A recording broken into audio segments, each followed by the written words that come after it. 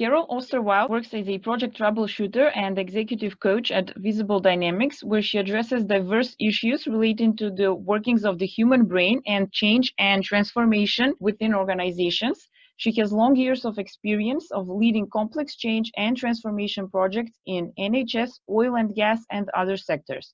Carole is also one of the Project Academy coaches that work in partnership with Cranfield University and PA Consulting to build the UK government's senior change, project and program management capability. She is an educator and a coach at Ashridge, Hull, one of Europe's leading business schools. Carole is the author of Project Delivery, Uncertainty and Neuroscience, a guide for leaders that walk in fog. In the first part of the book, she explores the workings of the human brain when building an understanding of people's behavior within an organization, while in the second, she provides tools that can help project managers take the stress out of delivery, reduce complexity, and improve business and personal outcomes. Carole, welcome and thank you for making the time for this interview with PM Tips. We are honored that you have accepted our invitation. It's my absolute pleasure to be here, Anna, and speaking to you and your audience now. Wonderful. Can you tell us about your experience, your professional development, and some of the challenges you faced in your career? Yeah, perhaps if I start out by telling you I was originally an international project leader working in the pharma and IT businesses. And I suppose I was always a bit of a maverick, because the bit that really interested me was all the people and the stakeholder stuff that nobody else seemed to want to address. And after working in these roles for about 5 years, I went off and did an MBA and got interested in personal development.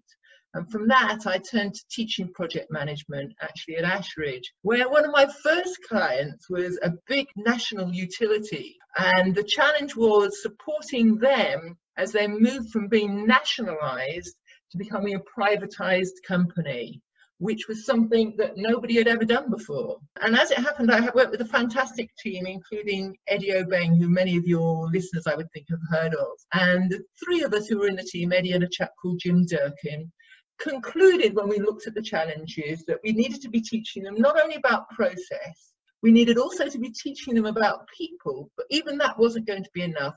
We also needed to help them think about their own leadership, which is where the ideas really about working on, and it was very, very groundbreaking at the time, working on emergent projects and the notions of walking in fog, which come into the book title, The First Formed.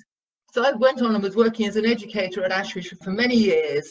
And what I realized was that, we can work and teach people all kinds of things, but if we want people to be addressing the leadership kind of stuff too, what we really have to do is help them with what they're doing when they're back in the workplace, which is how I got involved in coaching. And I worked with all kinds of clients over many, many years as a consultant as well as an educator. And my interest was one about how do we deal with ambiguity as much as anything else. Eventually, though, I decided it was time to move out from the academic sphere and to start putting into practice what I had learned. So I went to a role as a transformation director in the healthcare sector here in the UK. And that's where I really learned firsthand. I mean, it sounds daft, doesn't it? I might have been teaching people about walking in fog for many years, but actually this was the first time I was having to live it and breathe it. And I was charged with delivering this project, and every single time we thought we got absolutely crystal clear what it was we were trying to do, government policy would shift again and the goalposts were moved. And I suppose what I discovered there, you asked me about the challenges.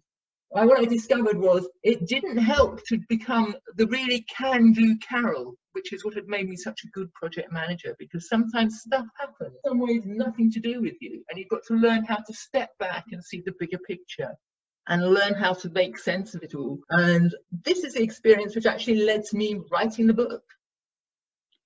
What inspired you to bring your experiences of leading complex project change and transformation and your knowledge of neuroscience and psychotherapy together and combine it into the book? Okay, so the idea of the Project 2020, which I talk about in the book, was the one I just alluded to, working as this transformation director in healthcare. And what I found was that more and more people that I was meeting and coaching were having to grapple with exactly the same questions. what do I do when my project isn't behaving the way I think it should? And I feel really quite stuck and at times quite confused, actually. And the world seems very, very foggy. And I began, I suppose, blogging about it. And I also did some training in psychotherapy where I began learning about the human brain. And what I discovered was that these things, when brought together, had a huge impact on success rates with the people that I was coaching. And really, I wanted to be able to share it with a larger audience, because the project world and project work is so challenging. And here was something that seemed to make a huge difference. So that's what inspired me, wanting to make that difference. Your book has been described as a short yet exceptionally powerful and informative piece of work. Can you tell us why you decided to start the book with brain basics, and why is this important in the project world? Okay, so I mentioned just now that I had trained in therapy and learned a lot about how the human brain works. And I suppose the more that I worked with other people, I realized that I might have an instinct. I always, in inverted commas, got the people stuff. But for many other people, what seemed perfectly good people practice appeared absolutely random. And the more I explained about how the brain works, the more often I was told, oh, so all that stuff which I always used to find difficult to get my head around, now makes sense. And now as I step back and I kind of look at the project world, I think this world is nuts. You know, you wouldn't ask an engineer to be an engineer without a basic understanding of the law of physics. The same with a scientist. Can you imagine being a scientist without understanding basic molecular structure? And yet here we are asking people to deliver huge projects with big people impacts, and we haven't given them a model, some first principles, if you like, that explains why people behave the way they do. And I felt that I could give such an explanation. In your professional opinion, what do project managers need to know about the brain? Okay, so I think there's a handful of things, really. The very first thing to say, and I know, again, this sounds very strange, but I didn't know it until I started studying the brain. The human brain is wired to ensure our survival. That's the first thing. Now, the second thing is that I think we're all very familiar with the notion of fight or flight. If there is a big threat, and typically we think in terms of physical threat, you know, big fires in Australia or a car coming speeding towards us, we know that our fight-flight response kicks in. What I think is far newer to us is the notion that the brain does not distinguish between physical and social threat. And if we detect a threat, whatever its source, it has an impact immediately on our emotions, and it's our emotions that drive our behavior. Now, when we're delivering projects, we want everyone to be behaving rationally all of the time. And if we want people to be behaving rationally, that means we don't want them to be being excessively stressed, we don't want them to be getting defensive, we don't want them to be sometimes going on the attack, for example. Then we need to learn how to manage and contain emotion. And that means understanding how the brain works. And if we understand how the brain works, we can understand what's driving our own behavior. And then we can begin to have some idea about what's going on for other people. And we can know what we need to do in order to manage the emotions and keep everyone's, in my terminology, us all thinking well, keeping our thinking brains online. So I think those are the absolutely key things for project managers. Project managers can feel a lot of stress when dealing with their everyday responsibilities. That considered, what is your top tip for busy, stressed out project managers? Yeah, stress on project management, I should say stress and project managers. The first thing I want to say is a bit of stress is really helpful. But as you said in that question, it's the busy, stressed out project managers that we need to be attending to, which I think is possibly most of the time these days. And what we know is stress is helpful until we get too much of it. And as soon as there is too much stress, it actually has a negative impact on our performance. And what it does is it takes our thinking brain offline. So too much stress means that we cannot be being those rational people which we're meant to be at work. So my starting point for project managers is that you need to know what's going on with yourself. If you are feeling stressed, then you need to be able to stop and to do something about it, because that's the only way you'll be able to recalibrate, if you will, And by recalibrating, you'll be able to take informed actions which actually help rather than hinder the situation. How can project managers accomplish that?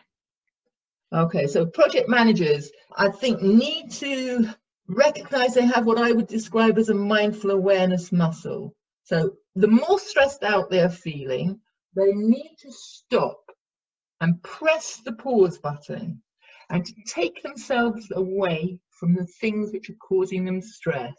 So in the daily world, that might be things like, let me think, you know,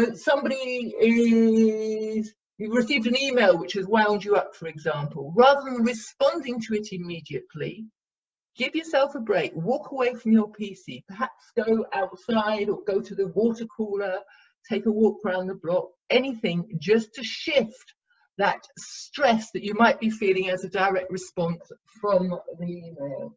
Or you might be in a meeting and somebody asks you a difficult question. Take time to take a breath. Really inhale, exhale deeply. We know there's a lot of evidence which says using the breath helps bring your thinking brain online.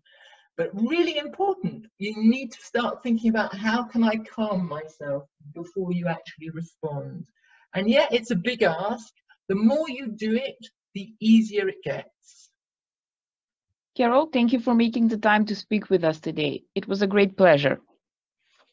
My pleasure too, and I'm really looking forward to, I hope, hearing from some of the people that have heard this interview and have read the transcript, because this world is just in its infancy, and I'm always really excited to find out how people are using the things that I've got to say. So thank you, Anna, too.